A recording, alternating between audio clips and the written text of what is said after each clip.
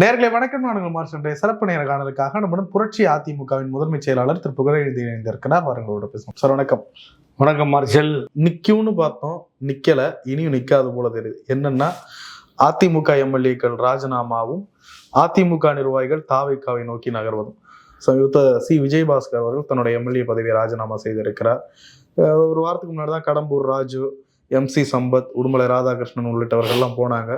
இவரும் அப்படிதான் போவாருன்னு தெரியுது. இதை தாண்டி இன்னும் நிறைய எம்எல்ஏ சிவபதி, அந்த நம்ம அரியலூர்ல இருந்து முன்னாள் MP, நம் ஃப்ரெண்டு தான். எல்லாருமே ஒன்றன் பின் ஒன்றாக போவதை பார்க்க முடிகிறது. கடைசியாக விஜயபாஸ்கர் எல்லாருமே என்னோட பேசுகிறாங்க ஃபோன் பண்ணி, நீங்கள் சொன்னது தானே நடந்துச்சு, கட்சியே ஒழிச்சிட்டான், பிடிச்சிட்டாங்கண்ணா, எல்லாம் வேதனையோடு வெளியில் வரோன்னு சொல்கிறாங்க. நான் கேட்குறேன், 7 வருட கால போராட்டம், எனக்கும் இந்த அயோக்கியனுக்கும் நடந்த போராட்டம் 7 வருடம் தொடர்ந்து போய்கொண்டு. அப்போ எல்லாம் சொன்னேன், எவ்வளோ பேருக்கு சொன்னேன். உதாரணமாக, நகமும் சதையும் போல, கண்ணும் இமையும் போல, உடலும் உயிரும் போல என்றெல்லாம் சொல்லுவார்கள்.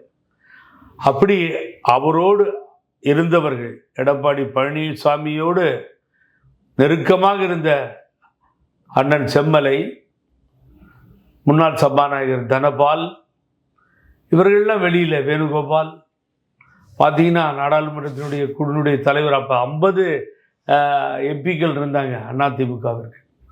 குழு தலைவர், தமிழகத்திலே அதிகமாக வாக்குகளை பெற்று வெற்றி பெற்றவர். எவ்வளவு வேதனையாக இருக்கும் நீங்கள் நினச்சி பாருங்கள். இந்த கட்சி போகிறதில்ல மார்ஷல், வெளியே போகிறதில்ல, கட்சி அழிஞ்சு போயிடுச்சு. நீங்கள் இனிமேல் தூக்கி நிறுத்த முடியுமா? அதை தாவேகா யூட்டிலைஸ் பண்ணிடுச்சு. தாவேகா எப்பொழுது தந்தை பெரியாரையும், பேரறிஞர் அண்ணாவையும், புரட்சித் தலைவர் MGRையும், அம்மாவையும் கொண்டாட ஆரம்பித்தார்களோ, திக்கு திசை தெரியாமல் போன தொண்டர்கள் வேறு வழி இல்லாமல் அந்த கப்பலை நோக்கி சென்று விட்டார்கள். இந்த கப்பல் முழுக ஆரம்பிச்சிருச்சு. இந்த மாலும் என்ற அயோக்கியன் மாதிரி உலகத்தில் ஒரு அயோக்கியனை பார்க்கவே முடியாது என்கின்ற ஒரு நிலைப்பாட்டிற்கு தொண்டர்கள் வந்து விட்டார்கள். நான் என்ன கேட்குறேன், விஜயபாஸ்கர் ஆகட்டும், வெளியிலே போகின்ற அத்தனை பேரையும் வேடிக்கை பார்த்துட்டீங்களேயா. ஒரு அயோக்கியனை வளர்த்து விட்டு, ஒன்றுத்துக்கும் உதவா கரையை வளர்த்து, யாரோ காலில் விழுந்து முதலமைச்சர் ஆனான்ற ஒரே காரணத்திற்காக உங்களை அதிகாரம் செய்து, அறிவாய்ந்து மனிதன் என்று சொல்லுவதற்கு தகுதி இல்லாமல் அறிவு கிட்ட ஒரு மனிதனை வளர்த்தீங்களே, வளர்த்து தானே மேலே கொண்டு வந்து ஒரு கட்சியை அழிச்சிட்டீங்களே. இனிமேல் பழுத்த மரத்தை தேடிய வௌவால்கள் போவது போல, நீங்கள் வெளியே வந்தா என்ன, அங்கே போய் சேர்ந்தா என்ன, இங்கே போய் சேர்ந்தா என்ன, கட்சி போச்சையா. ஒரு தலைவர் வளர்த்த ஒரு மாபெரும் இயக்கம். எவ்வளவு கொடுமைகளை அம்மா கண்டார்கள் எனக்கு தான் தெரியும். இந்த அயோக்கியனுக்கு என்ன புரியும்?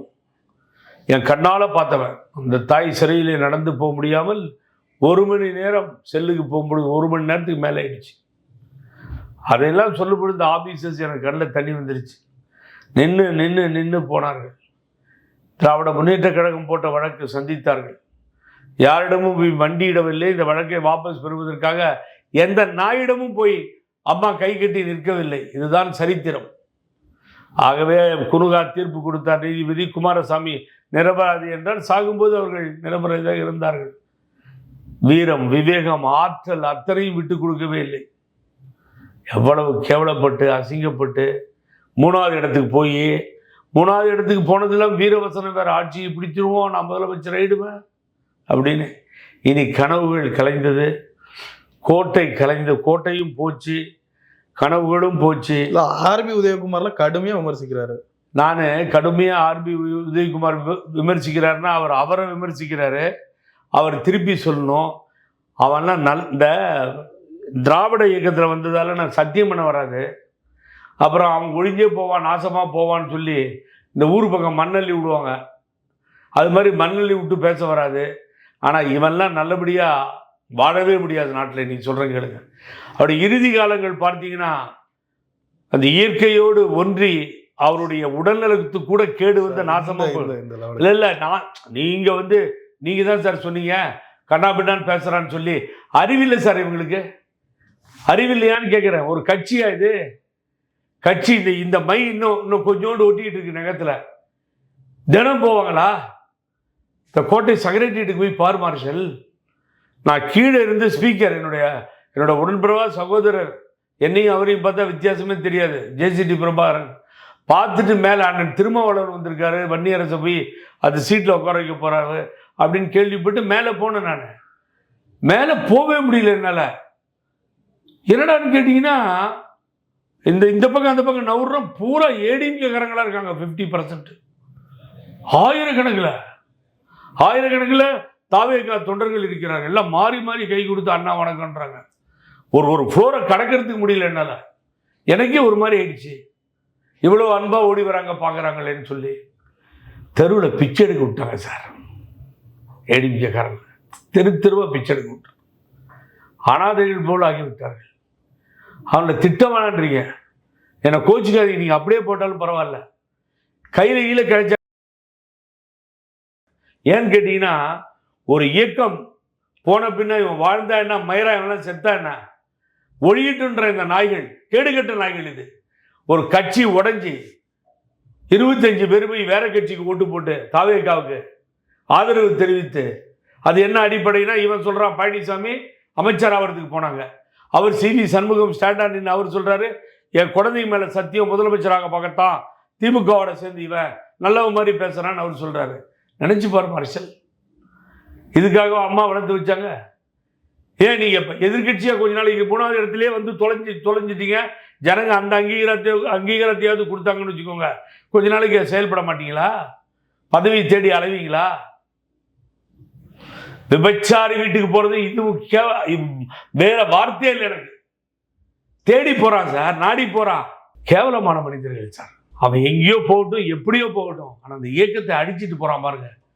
பழனிசாமியால தான் இவ்வளவும் நடக்குது இந்த நாட்டில். ஞாபகம், ஒரு ஆள் எதிர்க்க யோகிதை இல்லாமல் நான் அண்ணனாக மதித்து பல வருடம் கூட இருந்த பன்னீர்செல்வம் காட்டி கொடுத்த துரோகி. அவரையெல்லாம் இந்த நாடு மன்னிக்கவே மன்னிக்க. யாரை காட்டி கொடுத்த? ஆமா, இந்த கட்சியிலிருந்து திமுகவுக்கு போனாரு, அம்மா படத்தை கழட்டினார், நாடே பார்த்துட்டு இருந்துச்சு. செய்யலாமா? உச்சபட்ச பதவியில் முதலமைச்சராக உட்கார வச்சு ஒரு மனிதன் செய்கின்ற செயலாது. அவர் படத்துல அவமானம், அப்படி அந்த மண்டபத்தில் போய் நின்றுட்டு சொல்றாரு, சார் அவமானப்படதான் வேணும். அரசியலுக்கு வந்துட்டோம், எத்தனை அவமானங்களை சந்தித்திருக்க வேண்டும் தந்தை பெரியார். ஜாதி இல்லை கடவுள் இல்லைன்னு சொல்றப்போ பேரறிஞர் பெருந்தகை அண்ணா எவ்வளவு சந்தித்து இருக்க வேண்டும். 18 ஆண்டு காலம் அண்ணா போராடினார். நாவலர் உடன் இருந்தார், KAK உடன் இருந்தார், மதியழகன் உடன் இருந்தார், STS உடன் இருந்தார். எங்க அப்பா 6 தடவை ஜெயிலுக்கு போனார் தமிழ் போராட்டத்தில். அவர்களெல்லாம் சந்திக்காத அவமானங்களா? சொல்லுங்க பாப்போம். ஆகவே அவமானங்கள்ன்றது பாட்டில் எரிஞ்சாவா, செருப்பு எரிஞ்ச அவமானமா? போராட முடியாம கோடையாக ஓடி இருக்கின்ற OPS அவங்கிட்ட என்னால போராட முடியலன்னு சொல்லிட்டு ஓடுறது ஒரு மனித வீரத்தன்மையாது. நான் வேறு எந்த கட்சியும் தவறாக பேசவே இல்லை, பேசுவதற்கு தயாராகவும் இல்லை. ஆனா பழனிசாமின்ற ஒரு கோழை இடத்துல, கோழையாக வாழ்ந்த பழனிசாமி, ஆட்சி அதிகாரத்தை நடத்த தெரியாத பழனிசாமி, 11 தோல்விகளை கண்ட இயக்கத்தை ஒழித்துக் கொண்டிருக்கின்ற பழனிசாமி, ஹிட்லரே பரவாயில்லை என்று நினைக்கின்ற அளவிற்கு மிக மோசமான நிலையில் இருக்கின்ற பழனிசாமி, அந்த பழனிசாமி இடத்துல தோத்துட்டேன், என்னால என்ன பண்றது, நானு என்னை சேர்க்கவே இல்லைன்னு சொன்னா, ஒரு பொம்பளை வீட்டு விட்டு ஓடி வந்து என் புருஷன் சேர்க்கல வெளியில துரத்திட்டான்னு சொல்லுவா பாருங்க. நிர்கதியற்ற அனாதையை நிக்கிறேன். அதை விட கேவலமான வார்த்தைகள். பாட்டில் அடிச்சுட்டேன், அதே மண்டபத்துக்கு வந்தேன், இங்கதான் என்ன பாட்டில் அடிச்சாங்க, இப்ப நிம்மதியா வந்துட்டேன்னு சொல்லி பாதுகாப்பை தேடி போனீர்களா? உங்களை காப்பாற்றிக் கொள்ள போனீர்களா? உங்களுக்கும் பழனிசாமிக்கும் நடந்த யுத்த களத்தில் நாங்கள் பக்கத்தில் நின்றோம். புகழேந்தி முதல் மனிதனாக என்று போராடினேன், என்றும் போராடி கொண்டிருக்கிறேன். நான் அந்த யுத்த களத்தில் வீழ்ந்தாலும் வீரனாகத்தான் வீழ்வேனே தவிர உங்களை போல கோடையாக விட மாட்டேன். நான் யாரிடமும் அடைக்கலம் கேட்டு என்னை அரசியலில் என் அன்னை வளர்க்கவில்லை. போய் தொலைறானுங்க சார், நாசமா போட ஒழிச்சிட்டானுங்க கட்சியை, நல்ல எங்கே போனாலும் இவனுக்கு உருட மாட்டானுங்க. பதவி வேணும் பதவி வேணும், முதலமைச்சர் பதவியில் உட்கார வச்சாச்சு, அங்கேயும் உட்கார வச்சாச்சு. கட்சி மேலே அக்கறையே இல்லைங்க. திமுகவோட சேர்ந்து முதலமைச்சர் ஆகிறதுக்காக முயற்சி பண்ணுறானா இவனை விட கொடுமையான மனிதன் எவன் இருக்க முடியும்? ஆதாரத்தோட சொல்றது அதிமுக காரன் தானே, முன்னாள் அமைச்சர்கள் தானே. என்னங்க அர்த்தம்? எவ்வளவு வைரறின்னு நினைச்சு பாருங்க. இனி 10 ஆண்டுகள், மினிமம் 10 ஆண்டுகள் 15 ஆண்டுகள் இந்த நாட்டை ஆளக்கூடியவர் இன்று ஆண்டு கொண்டிருக்கின்ற முதலமைச்சர் விஜய் தான். நீங்க மாற்றவே முடியாது. ஏனென்றால் ஒரு ஆட்சி ஊழலற்ற ஆட்சியாக நடப்பதற்கு வேண்டிய அத்தனை வேலைகளும் நடந்து கொண்டிருக்கு. காசு வாங்க பயப்படுற மார்ச்சல் எல்லா டிபார்ட்மெண்ட்லையும் போய் கொடுங்க, காசு வாங்க பயப்பட ஆரம்பிச்சிட்டான். நீங்கள் ரொம்ப கூர்மையாக கவனிச்சிங்கன்னா அரசியலில் பல ஸ்டேட்டில், என் ஃப்ரெண்டு கூட மதுராஜ் வந்திருக்காரு, கர்நாடகாவிலேருந்து, அங்கே இருக்கும்போது பழகினவர். எல்லாம் என்னென்னா அதிகாரிகள் தான் பெரிய அயோக்கியனாக இருப்பான். எல்லா அதிகாரியும் சொல்லலை, பல அதிகாரிகள் அரசியல்வாதியை முழுங்கி சாப்பிட்ருவான். அரசியல்வாதிகளுக்கு பிஸ்கட் மாதிரி எதையாவது போட்டுட்டு அவன் தான் கோடிக்கணக்கில் கொள்ளையடிப்பான். அந்த அதிகாரிகள் இனி கொள்ளையடிக்கக்கூடாது. ஊழலில் ஈடுபட்டு இருக்கின்ற அதிகாரிகள் செயலுக்கு போக வேண்டும். முன்னால் 10 வருஷத்தை கையில் எடுத்துக்கணும் இந்த முதலமைச்சரும் ஆட்சியும். பொம்பளைங்களாம் இருக்காங்க, சொல்றதுக்கு அசிங்கமாக இருக்கேன் சில ஐஏஎஸ் அதிகாரிகளாம். ஆகவே இந்த ஊழல் செய்கின்ற ஐஏஎஸ் அதிகாரிகள் அவர்கள் கொடிய பாம்பிற்கு சமமானவர்கள். ஆகவே அவர்களை விட்டு வைக்கக்கூடாது இந்த அரசு. ஆகவே ஊழலற்ற அரசாக இந்த அரசு எழுந்து நிற்க ஆரம்பித்து விட்டது. பார்க்குற நேதி பாருங்க, வெள்ளை அறிக்கைன்னு கொடுத்ததில் அத்தனையும் சரியாக இருக்குது. கொடுத்துட்டு கடைசியாக என்ன சொல்ல வராங்க வெள்ளை அறிக்கையில்? ஊழலை ஒழித்து சரி செய்வோம் அப்படின்னு தான். இப்போது இதெல்லாம் நம்ம பார்க்குறோம். 13.18 லட்சம் கோடி மொத்தத்துக்கு கடலில் போய்கிட்டு இருக்கு. அது இது ஒவ்வொருத்தர் மேலேயும் இப்போ 1,28,000 ரூபாய் ஒரு தனி மனிதன் மேலே கடன் இருக்குது. இது 76 கோடியா 72 கோடி டிரான்ஸ்போர்ட்டு இலாக்கா மேலே இருக்குது. அது இருக்குது, இது இருக்குது, லாஸில் போகுதுன்னு பார்க்குறோம். நான் உங்களுக்கு மனம் திறந்து சொல்கிறேன், எனக்கு பல விஷயங்கள் தெரியும். ஃபுட்டில் என்னென்ன நடந்தது நாட்டில் உங்களுக்கு தெரியும். உணவுத்துறையில் எவ்வளோ கேவலமாக அப்போ இருந்து அமைச்சர் நடந்துக்கிட்டார் பழனிசாமி பீரியட்லேருந்து. 12,000 பதவிகளுக்கு தேர்தலை நடத்தாமல் உள்ளாட்சித்துறையை நடத்தி வேலுமணியை வச்சு கொள்ளடிச்சு. அதே வேலுமணிக்கு நீ எதிரி. பதவியை விட்டு எடுக்கிறிய கூட அண்ணன் தம்பிகளை தானே இருந்தாங்க. உனக்கு வேணுங்கிறதெல்லாம் செஞ்சு கொடுத்தாங்கல்ல. உன் காலுக்கு பாலிஷ் போடல, மீதி எல்லாம் பண்ணானுங்க மானங்கிட்ட பசங்க. அவங்களையெல்லாம் எடுக்கிறியா? எல்லாத்தையும் தூக்கி எறிகிற வெளியில் நீ மாவட்ட பதவியில் இருந்து. நீ என்ன அம்மாவா? நீ அம்மான்றது தெய்வம். நாடு போட்டு நல்ல திட்டங்களையெல்லாம் தந்து நமது நெஞ்சங்களில் நீங்காத இடத்தை பெற்ற மாபெரும் தலைவி. இவன் யாருங்க? எல்லாத்தையும் இவனை எடு, அவனை எடு, இவரை விடு, பதவியிலிருந்து அவரை தூக்கு. இன்னும் 4 பையன் ஜாலரா அடிச்சிட்டு இருக்கான் மகனுங்க உட்காந்துக்கிட்டு. அவர் தான் வல்லவர், நல்லவர், அவர் பழனிசாமி இருக்கிற இடம் தான் கட்சி. பிடுங்கிட்டு போச்சு. ஒன்றும் இல்லை, போய் பாரு. தலைமை கழகம் இழவு வீடு மாதிரி இருக்கு. யாராவது இருக்கானா போய் பாருங்க. உங்களை அடிக்கணும் முதல்ல. அவனை பழனிசாமி இன்னும் நல்லவன் எவன் சொல்கிறானோ இந்த நாட்டில் உன்னை விட அயோக்கிய கட்சியில் எவனுமே இருக்க முடியாது. உனக்கும் தலைவருக்கும் சம்மந்தம் இல்லை, உனக்கும் அம்மாவுக்கும் சம்மந்தம் இல்லை, அந்த கொடிக்கும் உனக்கும் சம்மந்தம் இல்லை. ஜானகி அம்மான்ற முன்னாள் முதலமைச்சர் பிச்சை போட்ட இடத்துல உட்காந்துட்டு இருக்கிற ஒரு அரசியல் அனாதையை போய் இன்னும் பேசிட்டு இருக்கிறல்ல. நீ போய் தொலைங்கடா, போங்கடா. அதிமுகவோட எதிர்காலம் தான் நான் மீண்டும் வருவேன்றார் எடப்பாடி. எப்பயும் போல மார்ஷல் ரொம்ப என்ன பேச வச்சுட்டீங்க எக்கச்சக்கமா. நீங்க வாய கிளறி ரொம்ப வருத்தம். எடப்பாடி பழனிசாமி அவர்கள் கான்பிடண்டா இருக்காரு. உங்களுக்கு என்ன சார்? கான்பிடண்டா தான் சார் இருப்பான். இன்னும் ஒழிச்சு முடியலையே, இன்னும் கொஞ்சம் கொஞ்சம் ஒட்டிக்கிட்டு இருக்க. கம்ப்ளீட்டா ஒழிக்கணும் இல்லை, அதுதானே அண்டர்ஸ்டாண்டிங். அது பிஜேபியோட இருக்க அண்டர்ஸ்டாண்டிங்கோ திமுகவோட இருக்க அண்டர்ஸ்டாண்டிங்கோ தெரியாது. 2011 திமுக கூட தான் 3வது இடத்துக்கு போச்சு. எங்க 2011 சரி 3வது இடத்துக்கு போச்சு. எதிர்கட்சியா கூட வர முடியல. மீண்டும் ஆளுங்கட்சியா வந்தாங்களா இல்லையா? அம்மா உதவியோட எதிர்கட்சியா வந்தாரு விஜயகாந்த். நடந்ததா இல்லையா? இப்ப அதே கட்சி 10 இடம் திமுக கொடுத்தது, ஒரு ராஜ்யசபா வாங்கிட்டாங்க, ஒரு எம்எல்ஏ ஜெயிச்சாங்க. நடந்ததா இல்லையா? அந்த கட்சி ஏதோ பண்ணுது சார். பிரேமலதா விஜயகாந்த் என்கின்ற தலைவி பின்னால அந்த கட்சி நிற்குதா இல்லையா? தினம் போறாங்களா தேமுதிகவில் இருந்து? எந்த கட்சியிலிருந்து போறாங்க சொல்லு மார்ஷல்? இடதுசாரிகளிலிருந்து வெளியில போறாங்களா? என் அண்ணன் திருமாவளவனுடைய கட்சியிலிருந்து வெளியில போறாங்களா? ஐயுமில்ல முஸ்லீம் லீக் கட்சிகள் இருந்து வெளியில போறாங்களா? எந்த கட்சியில இருந்தா யாராவது வெளியில போறாங்கன்னு சொல்லுங்க பாக்குறேன் நான். ஏன் இன்னும் கீழே இறங்குற திராவிட முன்னேற்ற கழகத்திலிருந்து போறாங்களா?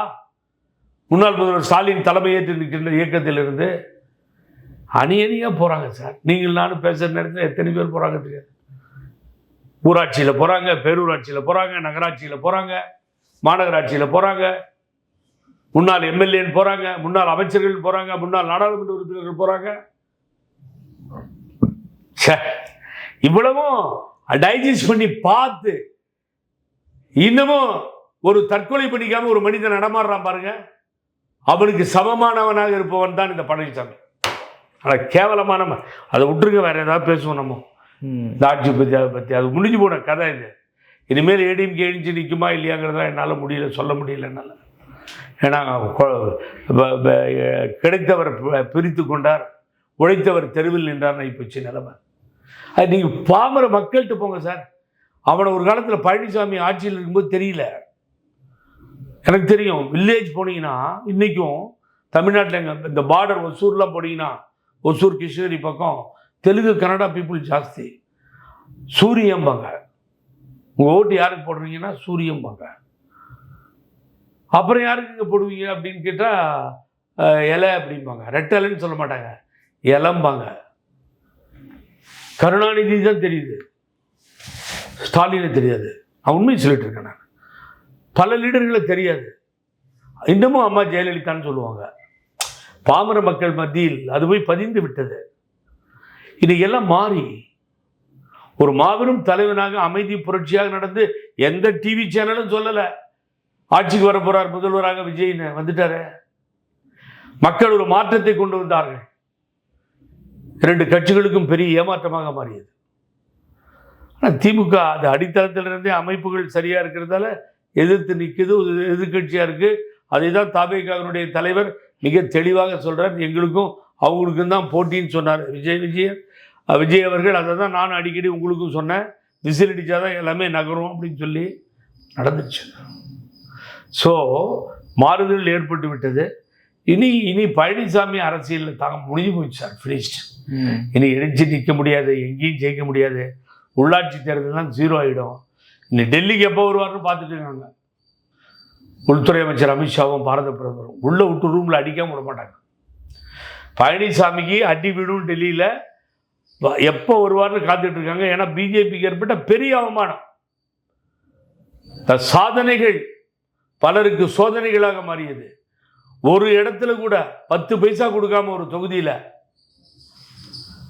வெற்றி பெற்று சரித்திரம் படைத்தது விஜய் கவர்மெண்ட், மாண்புமிகு விஜய் அரசு. ஆனந்த மாண்புமிகு அமைச்சர் சொன்னார், தலைவர் தான் முதல்வர், நம்ம தான் ஆட்சி அமைக்க போறோம்னு சொன்னார். நடந்துச்சு சார். அவர் சொல்லும்போது பல பேர் சிரிச்சான், இப்போதான் புரிஞ்சுது. ஆகவே அவர்கள் எண்ணத்தில் இருந்தது தைரியமாக ஸ்ட்ராங்காக இருந்தாங்க. பல இடங்களில் இந்த முதல்வர் சுற்றி வரவில்லை. நீ இவரா எம்எல்ஏ, இந்த தம்பியா இங்கேயோ பார்த்த மாதிரி இருக்க, இவர அமைச்சர், அடடா இவர் அமைச்சர் ஆயிட்டாரா. ஸோ ஆட்டோ ஓட்டுபவர், ஸோ டிரைவராக இருந்தவர், காரில் சாதாரண கூலி தொழிலாளி. நினச்சி பாருங்க, வாய்க்கிழிய மேடையில் இலக்கியமாக பேசுகிறோம். நம்ம மிக கீழ்நிலையில் இருப்பவர்கள், தொண்டராக இருப்பவர்கள் மேலே வர வேண்டும், ஆட்சிக்கு வர வேண்டும், அதிகாரத்திற்கு வர வேண்டும் சொன்னோம். ஜனநாயகம் வேண்டும் சொன்னோம். எலெக்ஷன் கமிஷன் ஒன்று அடிச்சுக்கிச்சு, காசு கொடுக்காத, தேர்தலுக்கு வாக்குகளுக்கு காசு கொடுக்காத, கைது செய்யப்படுவீர்கள், கண்டிஷன்லாம் போட்டான். அதையெல்லாம் தட்டி எரிஞ்சு கம்ப்ளீட்டா எதுவுமே ஜனநாயகம் தழைக்க நான் சொன்னது எல்லாமே பணம் கொடுக்காம சாதாரண ஆட்கள் ஆட்சி கட்டிலில் அமர செய்து அழகு பார்த்த அந்த மாபெரும் பெருமை இந்த நாட்டினுடைய முதலமைச்சர் விஜயை சாரும், தாவேகாவை சாரும், அவருடன் இருந்த தலைவர்களை சாரும். அதனால தான் வெளியில் வராங்க சார், எல்லாம் வெளியே வந்துக்கிட்டே இருக்காங்க. புகழேந்தி அவர்கள் என்ன பண்ண போறீங்க? ரொம்ப நாளா அமைதியா. இல்லை, நான் தாவேகாவில் இணைவதற்கு ஒரு முடிவை எடுத்திருக்கிறேன். ஓப்பனாக சொல்கிறேன், ஏன் மறைக்கணும்? நான் ஒரு கட்சி வைத்திருக்கிறேன், ஆதரவு கொடுக்கலாம், இல்லை இணையெல்லாம் ஏதாவது ஒரு விதத்தில் நாங்களாக பேசி முடிவு பண்ணியிருக்கோம். ஆகவே அதை கம்யூனிகேட் பண்ணிக்கிட்டு இருக்கோம். அது ஒரு நாள் நடக்கும். நிறைய விஷயங்களை பகிர்ந்து முடிய ரொம்ப நன்றி. மிக நன்றி மார்ஷல். ஏன்னா கொஞ்சம் ஆவேசப்பட்டு ஆத்திரப்பட்டு வார்த்தைகளை விட்டுருக்கலாம். ஆனால் என்னென்னா ரொம்ப மனசு கஷ்டம். ஏன்னா புரட்சி தலைவர் எம்ஜிஆர் அம்மாவும் இந்த எங்களை வளர்த்து ஆளாக்கிய அன்னையும் வளர்த்த இந்த இயக்கம் இப்படி போகும்போது சுருட்டி கொடுத்தேன், பிணை கொடுத்தேன், ஜெயிலில் பார்த்துக்கிட்டேன் அம்மாவை. 9 வருஷம் கேஸுக்கு அலைஞ்ச வழக்கறிஞர்களோடு எவ்வளோ மனவேதனையில் இருப்பேன்னு சொன்னால் எங்கேயோ போய் ஒட்டிக்கிட்டு எப்பயோ மந்திரி ஆகிட்டுருக்கலாம். ஆனால் இந்த கட்சி போகுதுன்னு நினைக்கிறதுல அந்த ஃபீலிங் எனக்கு உண்டு. இன்றைக்கி அந்த கட்சியில் சொல்கிறாங்க, ஏற்றுக்கொள்கிறார்கள் தாவேக்கால் வருகின்ற அதிமுக தலைவர்களை, தொண்டர்களை, அவங்க இவங்கிட்டிருந்து பிச்சுக்கிட்டு போகிற தொண்டர்களை ஏற்றுக்கொள்கிறார்கள். கப்பல் மூழ்கிறதுக்கு முன்னாடி போகணுன்ட்டு வெளியில் போகிறாங்க. ஆனால் அங்கே இருக்கின்ற ஆனந்த் சொல்லுகிறார் அமைச்சர், 32 வருஷங்களாக இங்கே இருக்க ரசிகர் மன்றத்தில் இருந்த ரசிகர்களை வைத்து தான் இந்த இயக்கத்தை நாங்கள் வளர்த்து கட்சியாக கொண்டு வந்து தலைவரை முதல்வராக்கணும். அவர்களை விட்டுவிட முடியாது. ஒரு பொறுப்பில் கூட இல்லாமல் 32 வருஷமாக எங்களோட இருந்தாங்க. இன்றைக்கி பார்த்தீங்கன்னா அவங்க ஒரு நல்ல இடத்துக்கு வந்திருக்காங்க. மகிழ்ச்சியாக இருக்குது பார்க்குறதுக்கு எங்களுக்கு. ஆக வருகின்ற நீங்களும் அவர்களை ஒற்றுமையாக வைத்துக்கொண்டு அவர்களோடு சேர்ந்து பணியாற்ற வேண்டும் என்று வேண்டி கேட்டுக்கொள்கிறேன்றாரு. அதுதாங்க மனுஷனுக்கு வேணும். இந்த கட்சியை காப்பாற்றணும்னு நினைக்கிறார் பாருங்க, அவர் அந்த விஜய் தலைமையில், முதல்வர் தலைமையில் அந்த நன்றி விசுவாசம் அம்மாவிற்கும் தலைவருக்கும் செலுத்தாமல் இந்த இயக்கத்தை நாசம் செய்து விட்டார்கள். ஆகவே இனி பழனிசாமி தெருவிலே வந்தாலே எதிர்ப்பு தெரிவிக்க வேண்டும் தமிழக மக்கள், தொண்டர்கள் என்பதுதான் எனது வேண்டுகோள். முடிச்சிட்டான். ஆகவே முடிந்து போன ஒரு கதைக்கு முன்னுரை எழுத முடியாது. பார்க்கின்ற நேயர்களுக்கு நெஞ்சார்ந்த நன்றி. இனி நல்லவையே நடக்கட்டும். லஞ்சம் ஒழியட்டும், தமிழகம் வளரட்டும், தமிழ்மொழி காக்கப்பட வேண்டும், நமது மக்களும் பிள்ளைகளும் நன்றாக இருக்க வேண்டும் என்ற எண்ணத்தோடு இந்த அரசு செயல்பட வேண்டும் என்பதுதான் எனது ஆசை. நிச்சயமாக செயல்படும் என்ற நம்பிக்கை இருக்கிறது. பார்க்கின்ற நேயர்களுக்கு மிக்க நன்றி, வணக்கம். மார்ஷல், உங்களுக்கு வணக்கம். நன்றி சார்.